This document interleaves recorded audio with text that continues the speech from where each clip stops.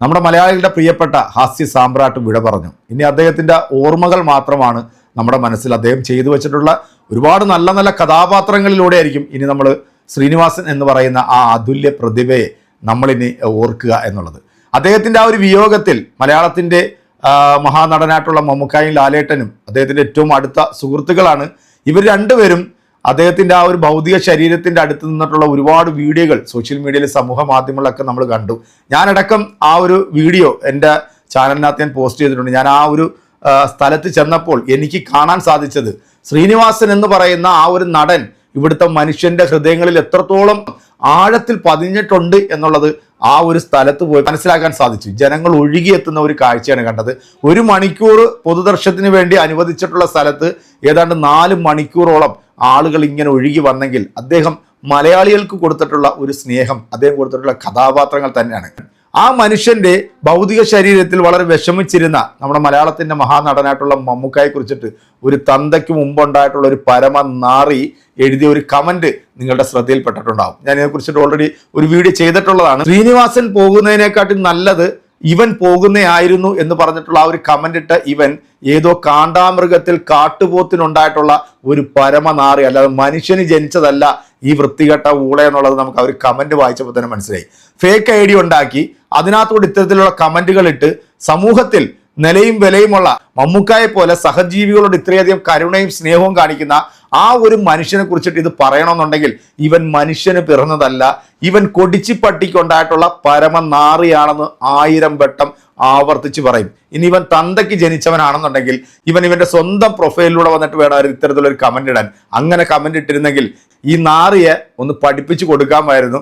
എന്താണേലും ഇതുമായി ബന്ധപ്പെട്ടിട്ട് ഒരുപാട് ആളുകൾ ഈ ഒരു വിഷയത്തിൽ പ്രതികരിച്ചുകൊണ്ട് രംഗത്ത് വരുന്ന വീഡിയോസ് നമ്മൾ കണ്ടിട്ടുണ്ട്. നമുക്ക് ഈ 2 വീഡിയോ ഒന്ന് കണ്ടു നോക്കിയാലോ.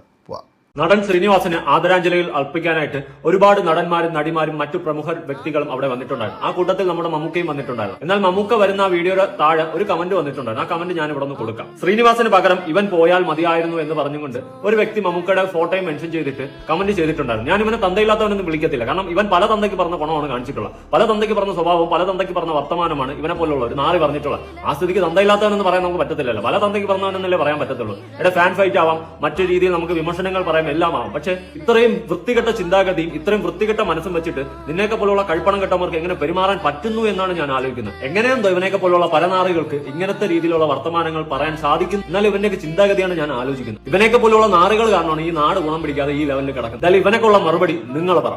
ഇതൊക്കെ വെറും ചെറ്റത്തരമാണ്. ഇമാതിരി തോന്നിവാസങ്ങളൊന്നും ഒരിക്കലും എഴുതി വിടരുത്. ശ്രീനിവാസന്റെ മരണച്ചടങ്ങിൽ എത്തിയ മമ്മൂക്കയുടെ വീഡിയോ ഒരു വാർത്താ ചാനലിൽ വരികയുണ്ടായി. ആ വീഡിയോയ്ക്ക് താഴെ വന്ന ഒരു കമന്റ് കണ്ടിട്ട് എനിക്ക് ശരിക്കും സങ്കടം വന്നു. അതുപോലെ നല്ല ദേഷ്യവും തോന്നി. അതുകൊണ്ടാണ് ഈ വീഡിയോ ചെയ്യുന്നത്. മനുഷ്യന്മാർ ഇങ്ങനെയൊക്കെ ചിന്തിക്കുമോ എന്ന് ഞാൻ ഒരു നിമിഷം ആലോചിച്ചു പോയി. ആ കമന്റ് എന്താണെന്ന് ഞാൻ താഴെ കൊടുക്കാം, നിങ്ങളും കൂടി ഒന്ന് വായിച്ചോളൂ. ശ്രീനിവാസന് പകരം ഇവൻ പോയാൽ മതിയായിരുന്നു. എന്താ അല്ലേ ആ നാറിയുടെയൊക്കെ മനസ്സൊന്ന് ആലോചിച്ച് നോക്കണേ. ബുദ്ധിയും വിവരവും വിദ്യാഭ്യാസമുള്ള ഒരു മനുഷ്യന് ഇങ്ങനെ ചിന്തിക്കാൻ കഴിയില്ല.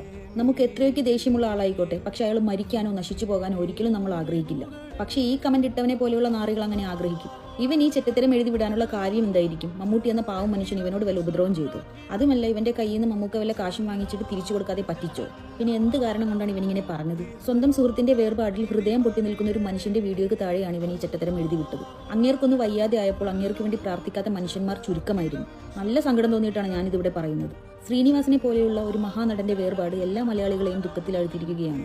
അതിനിടയിലാണ് മതം നോക്കി ആളുകളെ വേർതിരിച്ചു കാണുന്ന മതഭ്രാന്തന്മാരുടെ ഇമാതിരി ചെറ്റത്തരം. ഇവനൊക്കെ ഈ നാടിനോ വീടിനോ വേണ്ടാത്ത വെറുക്കപ്പെട്ട ജന്മങ്ങളാണ്, അത് ഉറപ്പാണ്. മമ്മൂക്ക എന്നല്ല ഒരാളെയും ഇങ്ങനെയൊന്നും പറയാൻ പാടില്ല. ഈ ജോസഫ് ഫേക്കെ എന്ന് പറഞ്ഞ ഈ പരമനാറിക്ക് തന്തയും തള്ളയും ഉണ്ടെന്നുണ്ടെങ്കിൽ നിങ്ങൾ വളരെ ശ്രദ്ധിക്കണം, സൂക്ഷിക്കണം. കാരണം ഇവൻ ഒരു പക്ഷേ ചിലപ്പോൾ നിങ്ങളെയും ഇല്ലായ്മ ചെയ്ത് കളയും. കാരണം അത്രത്തോളം വൃത്തികെട്ട ഭൂമിക്ക് ഭാരമായിട്ട് നിൽക്കുന്ന ഇതുപോലെ തന്തയ്ക്ക് പറക്കാത്ത നാറികൾ നമ്മുടെ ഈ കേരളത്തിന് തന്നെ അപമാനമാണ്, നാണക്കേടാണ്.